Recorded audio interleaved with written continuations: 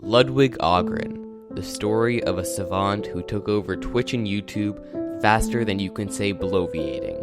In high school, Ludwig was part of honors choir, which stuck with him to this day as he still enjoys singing. This will be important later on in the story. In high school, Ludwig wanted to do COD commentary highlights because he really liked to play the game. He spent $100 on a capture card for his videos and used a mic that his mom used at her old job. The problem was he was so embarrassed and scared that kids from his school would find his channel that he made a new Twitter and a new YouTube account that he told no one about other than a few close friends, just so his school wouldn't find his channel. While doing it, he didn't feel like he was being himself. He felt like he was acting like other people he watched. Nothing came out of it and he felt like he wasn't being himself, so he stopped making videos. Ludwig went to ASU, Arizona State University. He got a bachelor's degree in English literature and journalism. He first wanted to join an a cappella group in college because he thought it'd be fun, as he did do choir in high school. He didn't do too hot in the audition, so he moved on and tried to join a comedy club because he liked comedy. He auditioned for the two big comedy groups in ASU and got rejected twice. At the audition, there was a guy who also didn't get in and wanted to start his own comedy club. Because Ludwig got rejected by the other two and this guy seemed desperate, he went with him. At first, it was only Ludwig, the guy who invited him, and two of his friends performing in front of no audience. Over time, the audience grew to 5 people, and then 10, and then 20, and by last season, there were over 100 people who were coming in every Monday to watch. Joining a comedy club really helped him with social skills and his comedic sense, which will help him later in life. In college, Ludwig found out about this little game called Super Smash Bros. Melee. At the same time he was doing comedy. He started to get really into it and competed in some tournaments. He started to commentate on the game, and people started to know him from his appearances as a Melee commentator. From there, he found out about Twitch, because to watch the tournaments, you had to watch them on Twitch. While he was in college, he streamed 3 times with just him playing the piano and gained 10 followers. His girlfriend at the time didn't like the idea of doing video games for a job, so he stuck to college and his job at the time. He got more and more into video games and decided to dump her and started to travel to tournaments much more. This is when he really started to commentate for Melee and started to get noticed a bit more. His friend Slime started to have him on his podcast, and that's where Ludwig thought, he's just doing it, and I can too. Ludwig always wanted to make videos and stream, but he never actually did it. After that, Ludwig applied to hundreds of jobs, got one response at a job in LA and moved there. In short, he got fired for a mistake and started to work at Best Buy, trying really hard to get another job because the job he moved to LA for fired him. At this time, he was streaming with around 3 viewers and stopped when he got a job at Snapchat to moderate public stories to make sure it wasn't violating the terms of service. Sometimes he would be working much past midnight and start to slack off a bit because the company would have no way of knowing how much work was actually done. He got fired from Snapchat, not because he slacked off or did his job poorly, but because the management team decided they didn't need the team he was in, so he started streaming in May of 2018. And in August, he was already pulling 117 average viewers.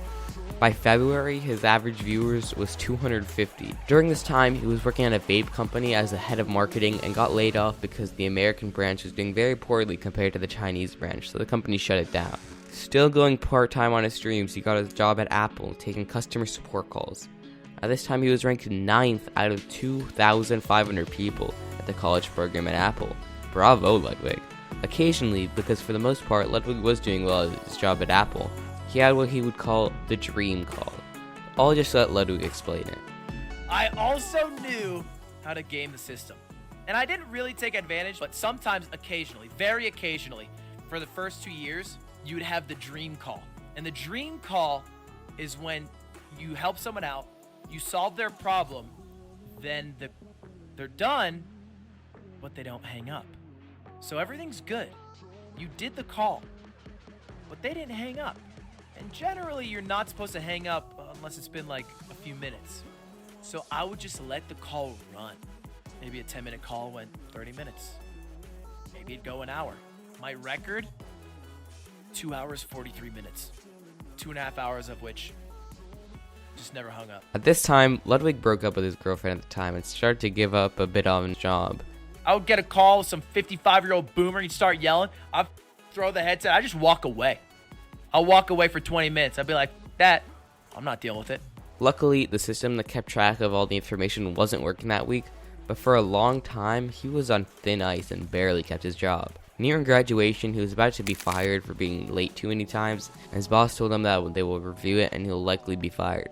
Before getting fired, he quit and gave the reason of focusing on school before graduation, and was able to use that Apple reference for other jobs I discussed. I know the jobs part of this video is a bit confusing because it's not entirely in chronological order, but to be fair, while researching for this video, I got a bit confused too. Let me put this in what I think is the correct order now. The Apple job came first, sorry for having that last. The job he moved to LA for, then Best Buy, then Snapchat, then the vape company, I think. Anyways, after he worked at all these jobs, he went as full-time streamer. He quickly blew up because of his high energy and his likable, charismatic personality. He made sure he had a plan for that day's stream. Most people think that all you need to do is play a game and talk over it, but he knew better. He started to incorporate so-called shows that people loved and started to expect.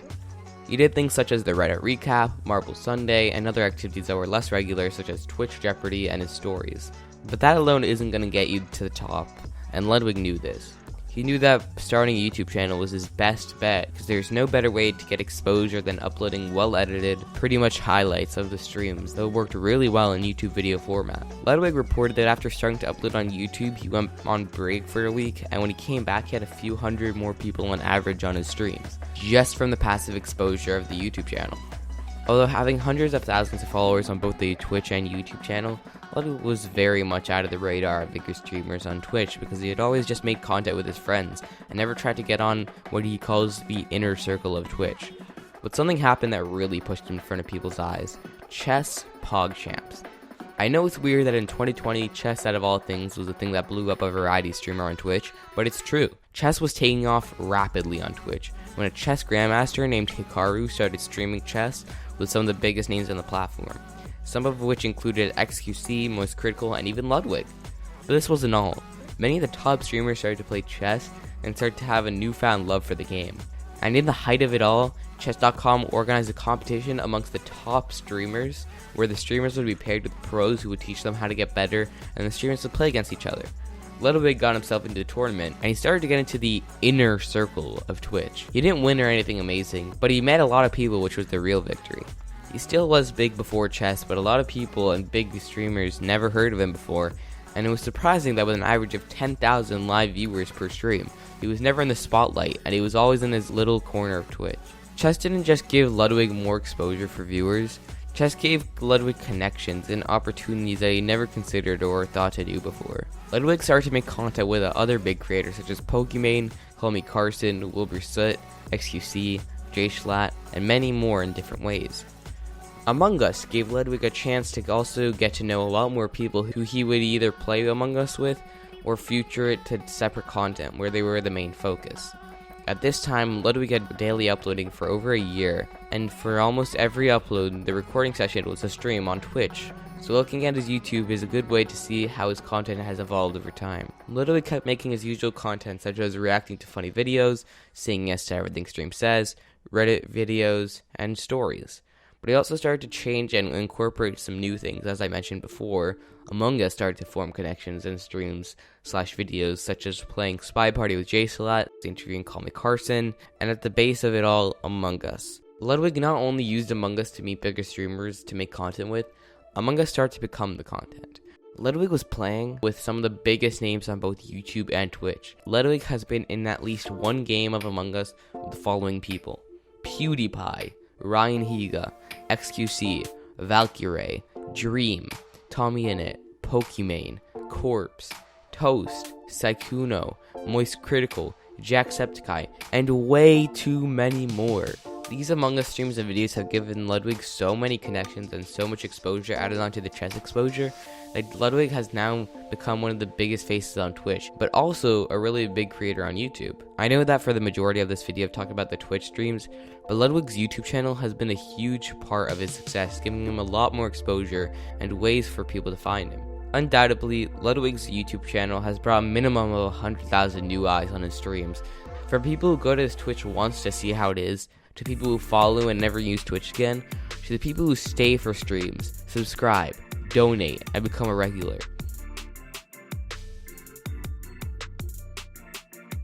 When I started writing the script for the video, Ludwig probably had about 750 to 800,000 subscribers on his YouTube channel.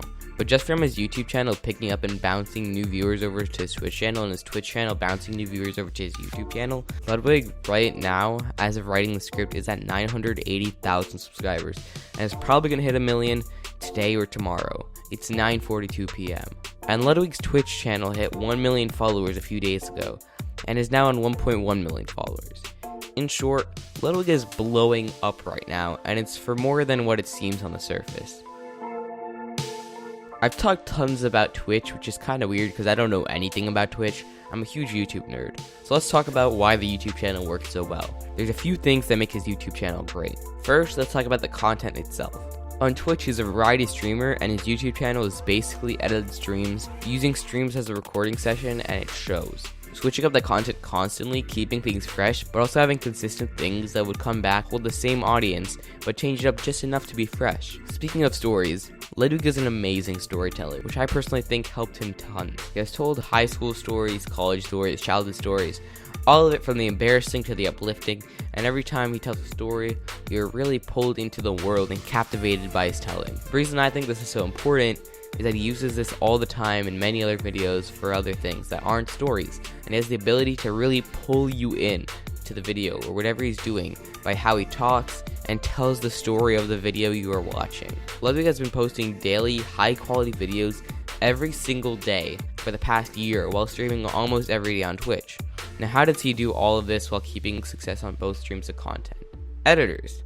To my knowledge, Ludwig has 2 editors that edit the YouTube videos, leaving Ludwig with just the title and thumbnail, which lets him focus on Twitch, which in turn is what's going up on the YouTube. Now, how does Ludwig get found, succeed, get big? I believe a huge part of it is thumbnails and titles. You're probably saying, no duh, but that's not it. After he draws you in with his eye-catching thumbnail and catchy title that is easily searchable, the content delivers, which is so important. Here on YouTube, we have this thing called audience retention. If the number is high, you've captivated the audience for the most part through most of your video. And YouTube is more likely to push it because they want people on their site for longer. My audience retention is about 30% on every video because I'm not all that great of a YouTuber myself, and the average YouTube viewer needs to be hooked in the first 10 seconds or they'll click away so fast. The average audience retention on YouTube is 35% according to the research of this one article that might not be so accurate. The point is, people love to click away, and Ludwig catches them and keeps them coming, waiting for more. Ludwig once said in a video that his audience retention is about 60% on most videos, which is flipping crazy, man. If YouTube sees that you're uploading consistently, getting high audience retention on every video, and people are coming in big numbers, they will start to push your channel, and people come back and watch the videos almost all the way through. YouTube sees your channel as a sort of anchor to keep people on their site. At the end of the day, the YouTube algorithm cares about one thing, which is keeping people on the site as long as they can. That's why longer captivating videos do so well, because YouTube sees people are watching a very long time in a video that's already sizable in length. The last thing is the titles that supplement the thumbnails. Ludwig is a master at title and thumbnails. The thumbnail catches your eye, and the title brings you in. Take the video, I beat the hardest game of all time in 1 hour. Even though this isn't his typical style of thumbnail, it works. The first thing you see, or what you can call the focal point, I hope you're proud digital photography teacher, is the man in the pot from Getting Over It, the super popular character from the rage-inducing game from 2017.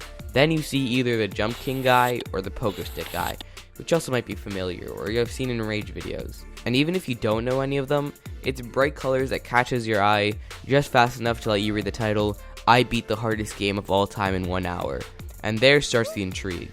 The 5959 also helps for the intensity, but it's more of a supporting element. You click on the video and the first thing he does is explain what the task at hand he is doing. And at the beginning, he already stumbles, showing a bit of fun and less serious tone to the video, making people stick around just a bit longer to see what the video is about. And the video carries the rest out on its own. While working on this video, I had to click on the video to see what he said at the beginning, and he already sucked me in for 2.5 minutes until I realized what happened.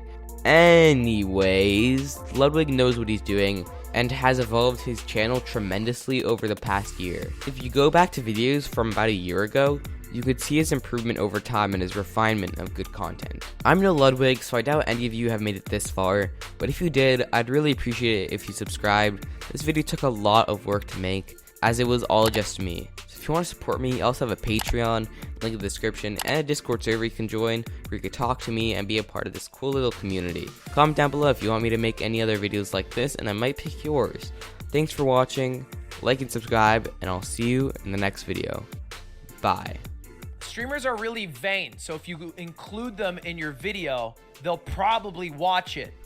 They almost all have Reddits, and they almost all want to react to and be lazy. So if you have a good video that is short and entertaining, then they'll watch it on stream, and then you'll just get viewers that way.